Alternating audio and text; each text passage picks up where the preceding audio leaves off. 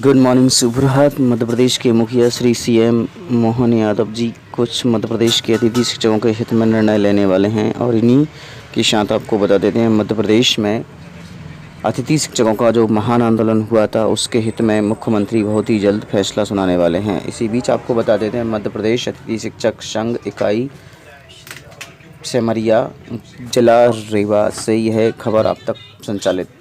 मध्य प्रदेश के अतिथि शिक्षक पिछले 18 वर्षों से कार्य कर रहे हैं। उनके भविष्य को लेकर मध्य प्रदेश के मुखिया श्री सीएम शिवराज सिंह चौहान पूर्व मुख्यमंत्री ने घोषणाएं की थीं। अब वर्तमान मुख्यमंत्री श्री मोहन यादव हैं, तो मध्य प्रदेश के अतिथि शिक्षकों के हित में उनका भविष्य को सुरक्षित कर उनके आगे की जो बिंदु हैं थी उनको पालन किया जाए। इसी बीच को लेकर विभिन्न मांगों को लेकर अतिथि शिक्षक संघ ने इकाई सेमरिया को ज्ञापन सौंपा है। जिला बैतूल और जिला रीवा के अतिथि शिक्षकों ने स्पष्ट रूप से कह दिया है कि यदि हमारे मध्य प्रदेश के अतिथि शिक्षकों का नियमितीकरण नहीं होता है तो मध्य प्रदेश की धरती पर एक बड़ा महान उग्र आंदोलन होगा और इस आंदोलन में सभी मध्य प्रदेश के अतिथि शिक्षक रहेंगे।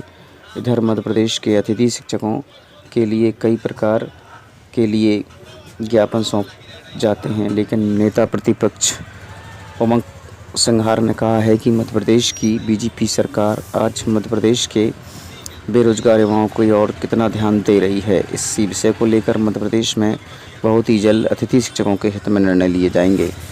इस उमंग संघार ने यह भी बताया है कि मध्य प्रदेश में 7,929 शिक्षकों की होगी भर्ती और इसमें आपको बता देते हैं खाली डले रहेंगे 42,000 पद। आप समझ सकते हैं कि सबसे ज़्यादा पद शिक्षा विभाग में खाली रहेंगे क्योंकि अभी बहुत सारे रिटायरमेंट होने वाले हैं। इन रिटायरमेंट पर नई शिक्षक भर्ती 2025 दिसंबर में संपन्न कराई जाएगी। इसमें आपको बता देते हैं मध्य प्रदेश में पात्रता परीक्षा वर्ग 1 की पात्रता परीक्षा होगी। इसमें मध्य प्रदेश के 55 जिले के अभ्यर्थियों के साथ अन्य प्रदेश भी फॉर्म भर सकेंगे। शिक्षक चयन परीक्षा में अतिथि शिक्षकों के लिए आयु सीमा में 9 साल और बढ़ा दी गई है और मध्य प्रदेश के अतिथि शिक्षकों को 50% का आरक्षण भी दिया गया है। बस इसी आस और उम्मीद में मध्य प्रदेश का अतिथि शिक्षक स्कूलों में पढ़ा रहा है कि आज नहीं तो कल उसको ज़रूर भविष्य सुरक्षित सरकार करेगी, क्योंकि सरकार इतनी बेवकूफ़ भी नहीं है जो मध्य प्रदेश के युवाओं का रोजगार के विषय में ध्यान ना रखे। कहने का आशय यही है कि मध्य प्रदेश की सरकार बेरोजगार युवाओं को ध्यान रखती है। स्कूल शिक्षा विभाग ने गणित विषय के लिए रखे हैं 1,520 पद और विज्ञान के लिए एक भी पद नहीं रखा है। अब यह स्कूल शिक्षा विभाग की जिम्मेदारी है कि वो किस विषय पर कितनी भर्ती करा सकता है। इस तरह से जो जिस पद में खाली जगह होगी वही भर्ती होगी, बाकी भर्ती नहीं हो पाएगी। इसी को लेकर आपको बता देते हैं रतलाम में कहीं शराब पीकर पढ़ाते थे शिक्षक और कोई कहीं तो स्कूल नहीं जाते थे। आप समझ सकते हैं। दूसरी बुराई ये भी है कि मध्य प्रदेश में जिन शिक्षकों को नौकरी नहीं मिल रही है अतिथि शिक्षकों की, वो लोग आज परेशान हैं और कहीं ऐसे शिक्षक नियमित शिक्षक हैं जिनकी सैलरी 50,000 से लेकर 80-90 हज़ार है और आज वो दारू पी कर जा रहे हैं। आप समझ सकते हैं। उन्हें सुधारने के लिए मध्य प्रदेश की मोहन सरकार ने निर्णय लिया है। आइए सुनते हैं उन्होंने क्या क्या निर्णय लिए हैं। साथ तो नहीं बताऊंगा मैं आपको, एक अलग अलग बातें हैं। एक तो हमने ये स्थान बदला है, अभी तक इंदौर होती थी, अब हमने भोपाल में किया है। और दूसरी बड़ी बात है कि हमने अपने पूरे प्रदेश के सभी संभाग केंद्रों को पूरे वर्ष में लगातार उनका मौका देते हुए अपने देश और देश के बाहर के या अंदर राज्य के लोगों को मौका दे करके हमारी निवेश पॉलिसियों के आधार पर निवेश करने के लिए प्रेरित किया। भोपाल में पहली बार ग्लोबल हम कर रहे हैं, तो एक तरह से राजधानी में होना ये सौभाग्य की बात भी है। और जिस ढंग के रिस्पांस मिल रहे हैं, एक तरह से एक दिन कोई कार्यक्रम करता है 1-2 साल 3 साल में तो गैप हो जाता है, लेकिन सतत रूप से जब आप काम करते हो तो पूरा एक एटमॉस्फेयर बन जाता है और उसका लाभ हमको मिल रहा है। इसमें लोगों का इंटरेस्ट भी दिख रहा है। औद्योगिक घरानों में से कई सारे लोग अब हमारे कोई भी रोड शो, इन्वेस्टर से संबंधित कोई कार्यक्रम करते हैं तो सहज रूप से जितने लोग हम अपेक्षा करते हैं उससे ज्यादा लोग वहां हमको मिलते हैं। इसका मतलब एक अपने आप में अंडर करंट एक सकारात्मक माहौल बना है। तो मैं इसलिए स्वाभाविक रूप से बैठा हूं कि यशस्वी प्रधानमंत्री ने अहमदाबाद मुंबई के लिए बुलेट ट्रेन की बात कही है। ये बात सही है कि हमारे यहाँ भी जो मेट्रो ट्रेन के जो प्रोजेक्ट हैं जिसपे हम काम कर रहे हैं, तो अब आने वाले समय में इसमें और क्या क्या सुधार हो सकता है, कैसे बढ़ना चाहिए, तो ऐसे में हम इन कंपनियों से बात भी कर रहे हैं कि अब कोई नई टेक्नोलॉजी आ रही है तो कैसे बढ़ सकते हैं। भारत सरकार के मार्गदर्शन में हम जैसा जैसा वो बताते जाएंगे वैसे हम आगे बढ़ना चाहते हैं।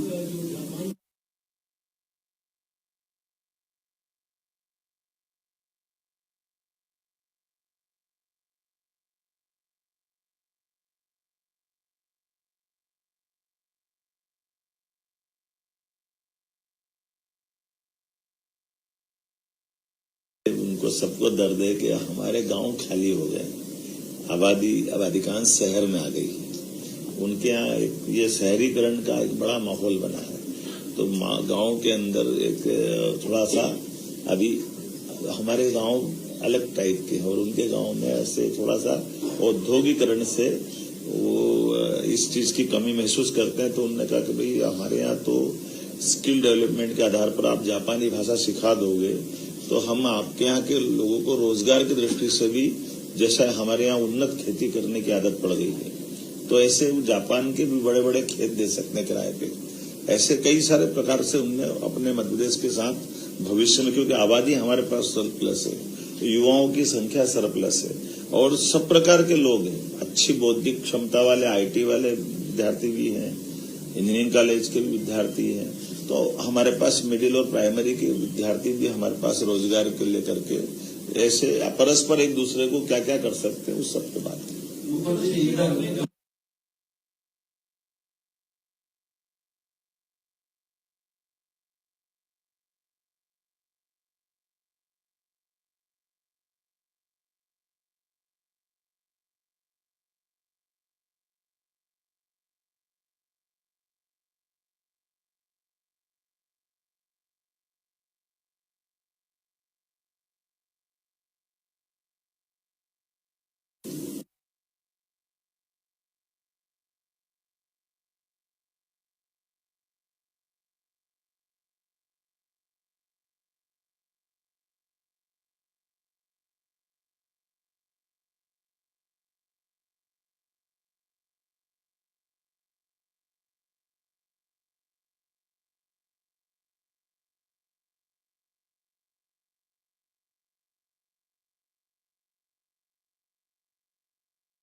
की जानकारी के लिए कि अभी हमारी रीजनल इंडस्ट्री कानक्लेव में भी 2 शहरों में तो हमने आईटी के पार्क का भूमि पूजन भी कर दिया, रीवा और उज्जैन, जहां हमारे काम भी चालू हो गए।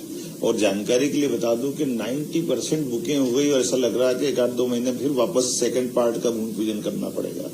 हमने आईटी से लगा करके 25 अलग अलग मंत्रालय की अच्छी पॉलिसियां अनाउंस की है, उसमें डेटा सेंटर से लेकर के सभी प्रकार की बड़ी स्कोप पूरे प्रदेश में आ रही है। तो ये मान के चलें कि डाटा सेंटर जब बनेगा तो उसका लाभ भी एक तरह से बड़े पैमाने में हमको मिल रहा। आईटी में भी, निजी सेक्टर में भी बड़ी बड़ी कंपनियां हमसे जुड़ना चाहती है। तो आईटी हो, इलेक्ट्रॉनिक्स हो, ऑटोमोटिव हो, सब सेक्टर में लोग आते हैं।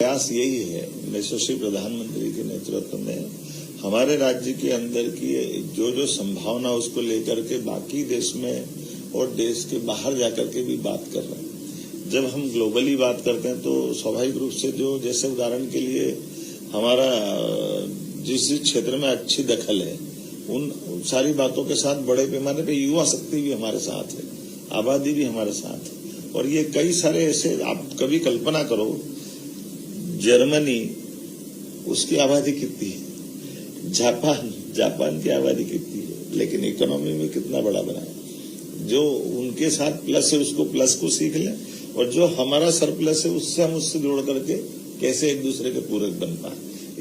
Thanks for watching, like and comments and subscribe.